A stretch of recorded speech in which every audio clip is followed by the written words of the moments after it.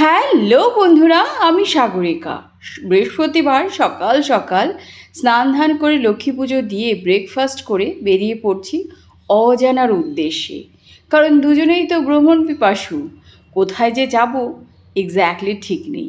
হাতের কাছেই রয়েছে পাহাড় আর জঙ্গল।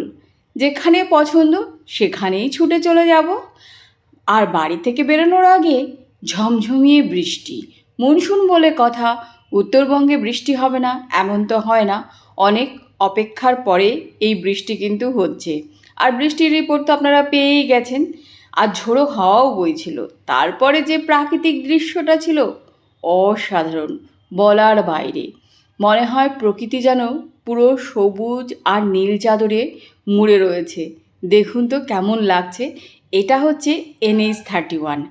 আর এই রাস্তা দিয়েই আমি যাব শিলিগুড়িতে। প্রথমে নিজেদের বাড়িতে, অর্থাৎ আমার বাড়ি নয় কিন্তু ছোট বোনের বাড়িতে। সেখানে গিয়েই প্রথমে আমরা থাকবো। তারপরে বাড়িটি তালাবন্ধ রয়েছে, একটু দেখাশোনাও হয়ে যাবে আর পাশে ঘোরাও যাবে। শিলিগুড়ির কাছে এত সুন্দর সুন্দর জায়গা রয়েছে বলার বাইরে। শিলিগুড়ি কেন, আমাদের পাশেও রয়েছে, শুধু নিজেকে একটু খুঁজে নিতে হবে। অপূর্ব। আমার তো ভীষণ ভালো লাগছিল। আর ওয়েদারটাও ছিল অসাধারণ, ফাটাফাটি।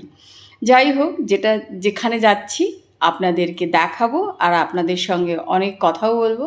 হাজব্যান্ড কিন্তু আজকে বেশ মুডে রয়েছে, গানের তালে নাচছে। যদিও বা ওনার সবসময় চাপটা একটু বেশিই থাকে। তারপরে দেখুন এই যে মহানন্দা নদী আছে, নিচের থেকে একদম ব্রিজের ওপর পর্যন্ত এই ভোলে বাবার মূর্তিটা প্রতিষ্ঠিত করা রয়েছে। আমি তো গাড়ির থেকে ক্যামেরা করছিলাম, হাজব্যান্ড গিয়ে নেমে কাছের থেকে ক্যামেরা করে আসলো। যতই যাচ্ছি ততই যেন সামনে কিন্তু পাহাড়ও দেখতে পাবেন। বিধাননগর বলে একটা জায়গা রয়েছে, সেখানে প্রচুর পরিমাণে আনারসের চাষবাস করা হয়। বাই দ্য ওয়ে, আমাদের গাড়িতে ফুয়েল একটু কম ছিল, সেটাও কিন্তু রিফিল করে নিলাম। হাজব্যান্ড প্রথমে কী যেন করছিল, তারপরে বললাম ক্যামেরা করছি। তারপরে যাই হোক, রিফিল করার পর আমরা বেরিয়ে পড়ছি আমাদের উদ্দেশ্যে। দেখুন এই যে ছোট ছোট ঘরগুলো দেখতে পারলেন, এখানে কিন্তু আনারসের জুস বিক্রি হতো। তো যাই হোক, তারপরে একটা বাগানের মধ্যে ছোট্ট মন্দির রয়েছে, খুব সুন্দর। NH-31-এর পাশে। এখানে কিন্তু আমার বাগানেরও পাতা প্রচুর দিয়েছি। প্রত্যেকটা ফ্যাক্টরিতে একটা করে কোটা থাকে, বাইরের থেকেও পাতা পারচেস করে, চা পাতা অর্থাৎ। আর মেট্টি তৈরি করা হয়। যাই হোক, সেই বাগানের ছোট্ট মন্দিরে চলে এসেছি, অনেক পুরনো মন্দির।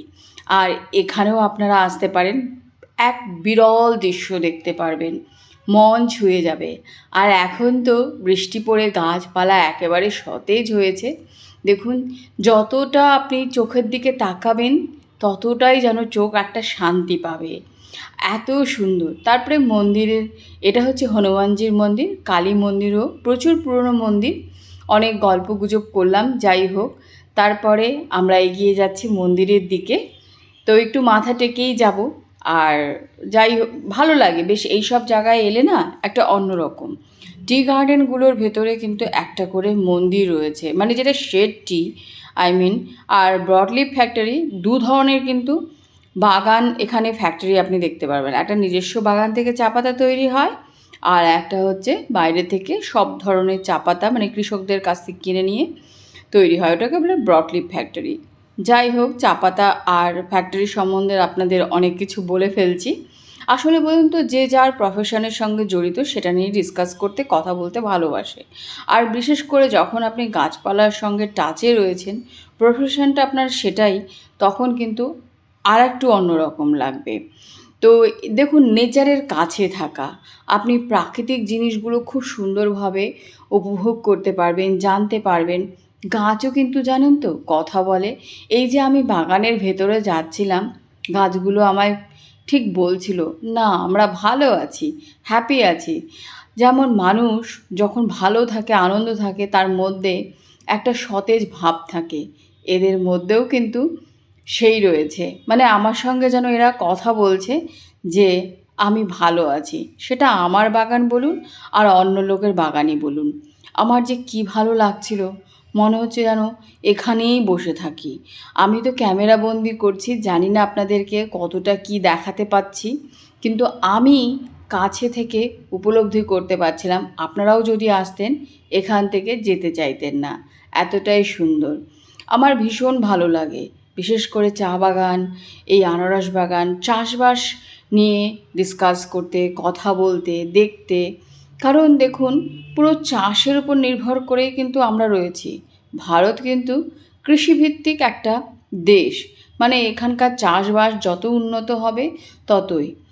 ঠিকই আছে সব কিছু, কিন্তু ডেভেলপ আমাদের করা উচিত আর প্রকৃতির সঙ্গে থাকা উচিত। কিছুদিন আগে কোথাও বৃষ্টি হচ্ছিল না, সকলের কত টেনশন, গ্লোবাল ওয়ার্মিং। আমি বারবার একটা কথা বলবো, আমাদের ভগবান কিন্তু পাঠিয়েছে কোনো কিছু করার জন্য। মানুষ হচ্ছে সবচেয়ে বুদ্ধিমান প্রাণী, আর আমরা এদেরকে দেখাশোনা করার দায়িত্ব কিন্তু আমাদের। এই যে গাছপালা কেটে ডেভেলপ, দেখুন, নো ডাউট ডেভেলপ করা উচিত প্রকৃতির সঙ্গে, পরিবেশের সঙ্গে তাল মিলিয়ে, কিন্তু যেখানে একটা গাছ কাটবেন অন্তত পক্ষে দুটো গাছ তো লাগানোর চেষ্টা করবেন, কিংবা দুটো গাছ কাটলেন একটা গাছ লাগালেন, তবে কিন্তু প্রাকৃতিক সৌন্দর্যতাও বজায় থাকবে, সামঞ্জস্য বলুন, ইকোসিস্টেম বলুন, ইচ অ্যান্ড এভরিথিং।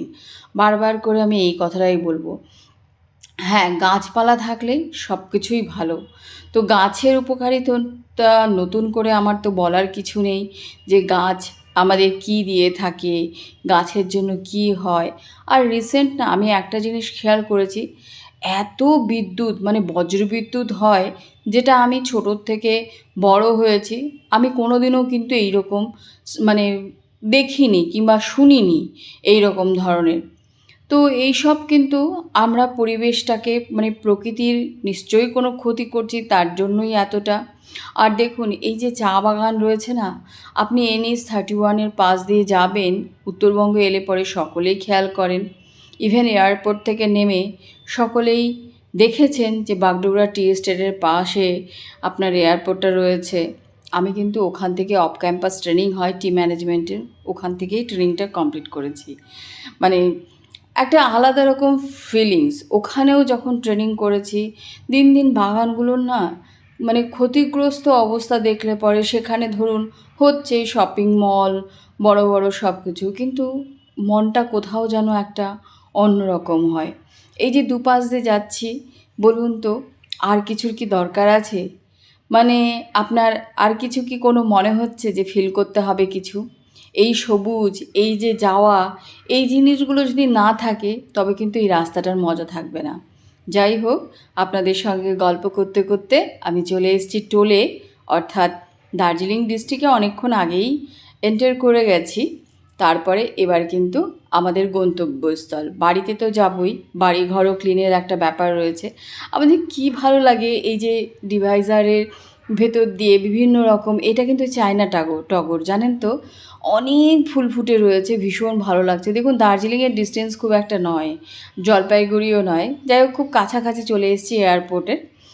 তো ভীষণ ভালো লাগে। রাস্তাগুলো তো নো ডাউট উন্নতই হয়েছে, গাড়ি নিয়ে যখন আপনি যাবেন বুঝতেই পারবেন না। এই জায়গাটাতেও কিন্তু একটা বাগান ছিল, যেটাকে হাঁসখোয়া বলা হতো। তো সেখানে বাগানটা নেই এখন, ওখানে বিভিন্ন রকম ফ্ল্যাট তৈরি হচ্ছে। দেখুন ওই যে পাহাড় হাতছানি দিচ্ছে, এটা কিন্তু আমি যেখানে থাকি সেখান থেকেও কিন্তু অনেক সময় দেখা যায় এইরকম পাহাড়। বৃষ্টির পরে যদি ওয়েদার ভালো হয় তাহলে কিন্তু এরকম লাগে। আর এখানে এলে না বড্ড মার কথা মনে পড়ে, কারণ যখন পড়াশোনা করতাম তখন কিন্তু আমাদের মাই দার্জিলিংয়ে দিয়ে আসতো। কারণ আমি বলেছি আমি দার্জিলিং গভর্নমেন্ট কলেজ থেকে গ্র্যাজুয়েশন করেছি, বাগডোগরাও চলে এলাম। বাগডোগরা তো পুরো পরিবর্তন হয়ে গেছে সব কিছু। 10 বছর আগে কেমন ছিল এখন, যাই হোক উন্নতি হচ্ছে, অবশ্যই হওয়া উচিত। রাস্তাঘাট প্রত্যেকটা জিনিস ডেভেলপ হওয়া উচিত। তারপরেও কিন্তু গাছপালা, এই যে আমরা আবর্জনা প্লাস্টিক, সেগুলো কিন্তু ভালো মতন একটা নির্দিষ্ট জায়গায় আমাদের ফেলা উচিত। গাড়িতে ট্রাভেল করতে করতে ধরেন কোনো রাস্তায় প্লাস্টিকের বোতল কিংবা কোনো কিছু প্লাস্টিক, চিপসের প্যাকেট, এগুলো কিন্তু ফেলা উচিত না। কারণ হোমো স্যাপিয়েন্স, আমরা হচ্ছে মানুষ, পৃথিবীর সবচেয়ে বুদ্ধিমান প্রাণী হচ্ছে আমরা, আর পরিবেশকে রক্ষা করার দায়িত্ব কিন্তু আমাদের। তো এই চিন্তাভাবনাগুলো আমাদের মধ্যে মাথার মধ্যে যদি থাকে, নো ডাউট পরিবেশ ভালো হবে, প্রকৃতি ভালো হবে, সব কিছু ভালো হবে। এটাই হচ্ছে কথা। তারপরে গল্প করতে করতে দেখুন মাটিগাড়া, এখানে প্রচুর পরিমাণে আপনি ফুলের গাছ পাবেন একদম বাড়ির সামনে। বাড়ি এই ব্রিজটা ক্রস করলে পরে উকি দিচ্ছে, আর এখান থেকে দেখুন পাহাড়। এই রকম ওয়েদার থাকলে না, আর আপনি যদি নর্থ বেঙ্গলে আসেন, আমি তো বলছি আপনার কোথাও যাওয়ার দরকার পড়বে না। মানে আপনি উত্তরবঙ্গের একেবারে প্রেমে পড়ে যাবেন। আমার এখানে জন্মস্থান বলে না, আমি আনাচে কোনাচে এত সৌন্দর্য, এত মানে পাই, প্রাকৃতিক দৃশ্য বলার বাইরে। বাড়ির থেকে আপনার দেখুন, আমাদের বাড়ি কিন্তু ক্রস করে আমি একটু যাব শিলিগুড়িতে, কারণ কাজেই যাচ্ছি। এখানে রাস্তাগুলোরও ভীষণ পরিবর্তন হয়ে গেছে। দেখুন পেছনে, এই বিল্ডিংটার পেছনেই হচ্ছে আমাদের বাড়ি, একদম রোডের পাশে। এসে তো পরিষ্কার, যদিও আমি বলে দিয়েছি যে ফ্ল্যাটে মানে বলে দিলে পরে ওরা কিন্তু ক্লিন করিয়ে দেয়। তো নো ডাউট ক্লিন করিয়ে দিয়েছে। যে বাজারঘাট যেগুলো নেই সেগুলো, আজকে আর হোটেলে আমরা খাওয়া দাওয়া করব না। তো আমরা ভেবেছি বাড়িতেই খাবো নিজেদের ইচ্ছা মতন। তো এই জায়গাগুলো ক্রস করি, আর যখন দেখি তখন ভাবি 5 বছর আগেও বা কেমন ছিল, এখন কেমন। ভালো লাগে, ডেভেলপ হয়েছে নো ডাউট, ডেভেলপ হওয়া উচিত।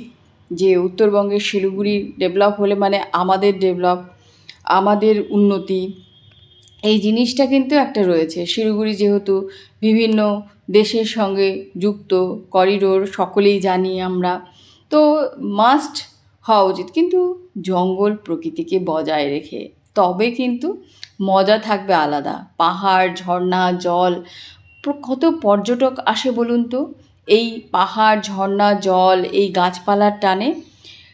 হ্যাঁ, কাঠ পাথরের তো বাড়িঘর রয়েছেই। দেখুন শিলিগুড়ি থেকে কাজ করে সোজা চলে এসেছি বাড়ির সামনে মাটিগাড়া বাজারে। আমার হাজব্যান্ডের সবচেয়ে বড় একটা ব্যাপার যে ইলিশের দিকে আমাদের নজর যায়। এত বাড়িতে ইলিশ খাই, এখানে এসেও ইলিশ নিচ্ছি, সেটা আপনাদের দেখাবো। বেশ বড় একটা জাম্বো সাইজের কিন্তু ইলিশ মাছ নিয়ে নিলাম। দেখুন এটা কিন্তু 1 কেজি মনে হয় 100 গ্রামের মতন ছিল। তো রিং পিসি করে কাটিয়ে নেব, কাটিয়ে নিয়ে যথারীতি ঘরে ফিরবো। তারপরে আমায় রান্নাবান্না করতে হবে। তো মাছ তো নেওয়া হয়ে গেল, শুধু ইলিশ মাছই নিয়েছি আর একটু চিকেন নিয়েছি। বাজারটা কিন্তু বেশ সুন্দর। রাত হয়ে গেছে বলে আপনাদের দেখাতে পারলাম না, নেক্সট টাইমে এসে দেখাবো। প্রচুর সবজি। এবার কিন্তু রোড ক্রস করে জাস্ট বাড়ির ওই পারে বাজার, আর এই পারে বিভিন্ন রকম, এখানে কিন্তু আগে হাটও বসতো। তো আমরা কিন্তু আমাদের ফ্ল্যাটে এন্ট্রি নিয়ে নিচ্ছি। তখন কিন্তু অনেকটাই বেশ রাত হয়ে গেছে, 8:30। শেষের সময় বাজারে গিয়েছি, ভাবছিলাম পাবো কি না। আর আমাদের না এখানে জিম টিম এখন হয়ে গেছে, সুইমিং পুলও হয়েছে, আপনাদের সঙ্গে নো ডাউট শেয়ার করব। বেশ ভালো করেছে প্রপার্টিটা, ভাবিনি যে ভালো হবে এতটা। যাই হোক, বেশ ভালো, একদম রাস্তার পাশে, NH-31-এর পাশে।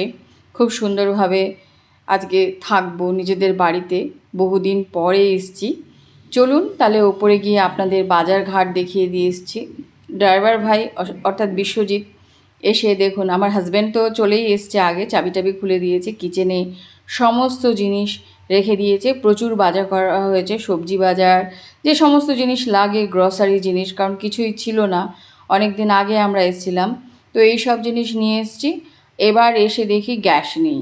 গ্যাস যাই হোক শেষ হয়ে গেছে। তারপরে গ্যাসের বন্দোবস্ত করে জাস্ট মাছটা আমি ফ্রিজে রেখে দিলাম, কিছুটা মাছ, এবং মাছ ভাজাই করব, সিম্পল মাছের ঝোল করব।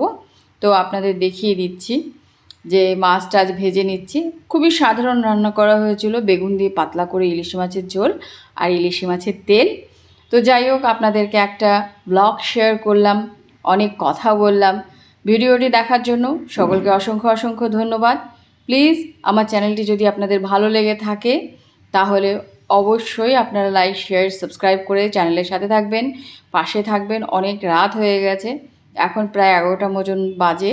হাজব্যান্ডকে খাবার দিয়ে দিলাম, আমিও খেতে বসবো। প্রচণ্ড টায়ার্ড হয়ে গেছি, অনেক দৌড়াদৌড়ি করেছি, অফিসিয়াল কিছু কাজকর্ম থাকবে। আজ এই পর্যন্ত, আবারও আপনাদের সামনে হাজির হতে থাকবো।